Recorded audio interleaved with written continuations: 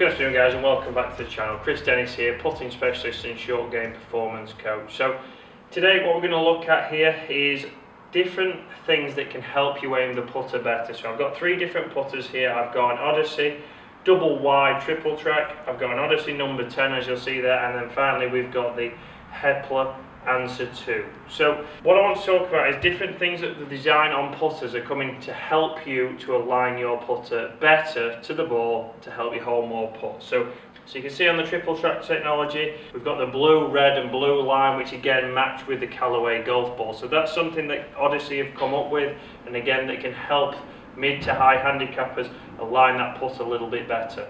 But obviously there is some tour players who are using them out on tour, so obviously it is having an effect with tour players to help them align that. So as we know, from around about 10 feet, if you're 1 degree out, we're going to miss the hole completely. So if you're on a straight putt, you're going to miss the hole altogether. If that can help you 1 degree, you're going to hold more putts, therefore you're going to help get your handicap down. The next one along is the Odyssey number 10. So the number 10 there, you can see that it's got a very thick white line on the top, which is then for people who use a line on the golf ball. So trying to get a line to match that, that's what you're trying to do. So they can square that up to a black line, blue line, red line, whichever colour you want.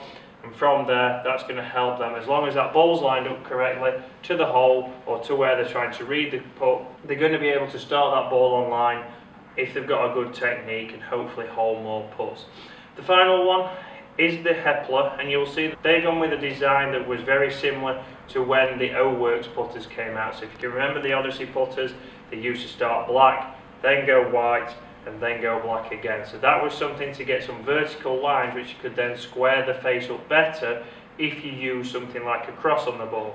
So you'll see on many videos on my golf ball, I will be using a line as normal and then something to reference the squaring up of the face. So this putter for me is one that I do like because it's something that helps me square that edge to the line I've got on the ball. If you don't have a cross on the golf ball, then you might be better off with something like the number 10 with a thick line down there, which you can see. Also, it very depends on what putter you've got. So the Hepler, again, as you can see, it has got an aim line on the back, but it is very thin and very small. So I see a lot of amateurs struggle to line that up with the hole or with where they're trying to aim. Instead of with the number 10 with that thicker line, they can start to aim that a little bit better. Because it's a little bit bigger, the visual's a bit better for them, they can square that up to their target. So something that you need to think about when you're buying a putter. So obviously when you go to a fitting, the biggest thing for fitting is the length of the putter. So the biggest thing I look at is getting that the right length. After that, very much the neck design is very personal, so it's all dependent on which one feels comfortable. Does it look nice over the ball? If it doesn't look nice, you're more than likely not going to put well with that. But obviously then the head design, so something with alignment. If we can help your alignment, because that's one of the biggest things in putting, we need to start the ball on our intended line. So if we can get something, whether it's like the Hepler, that's a vertical line that separates the two colours, that could help you. If it's the triple track that matches up with the golf ball you've got, or whether it's the number 10 that has a nice big thick line that you can see very clearly and you can match that up with a line. It's all things that you need to take into account, because like I say, starting the ball on line is one of the biggest things, the first thing we want to do with putting. After that, as long as we've read the green correctly and we've got the right pace, we're going to start to hold more putts. So when picking a putter, really start to think what suits you. So when you go for a fitting, obviously it's something you should think about. We should be checking which putter you're able to square up better. So in here, when I have a fitting, which you will see with the mid handicapper in the coming weeks, we'll start to look at when he lines the ball up, which putter can he square up best. So we'll get the aim board out, we'll get the laser out and start to see where he's pointing his putter. Obviously, if he can't, even if it's a putter he likes, but if he can't aim it correctly, we've then got to potentially look at technique. If he really wanted that putter, then he might go for it anyway, even if I advise not.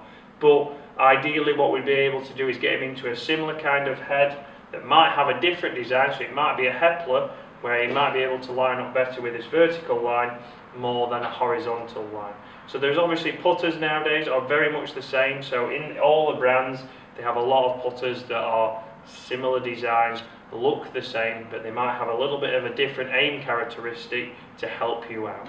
So guys, that's been a quick one, a little bit of an insight into what you can do to get a putter that's going to help you aim correctly and hopefully hole more putts. So tomorrow's video is on about uphill lies, so it's an awkward lie that I see a lot of amateurs struggle with. Thursday we've also got a video that's going to be a performance drill, so again set a benchmark to see where your putting's at, and what I want to do is obviously see throughout the series how people start to improve by doing the same drill, repeating it a couple of times a month, maybe once a month, and start to get some feedback. And then Friday, we've got James Robinson on for some course management, so keep an eye out for that. Can we get him to shoot under par, or is the dream dead?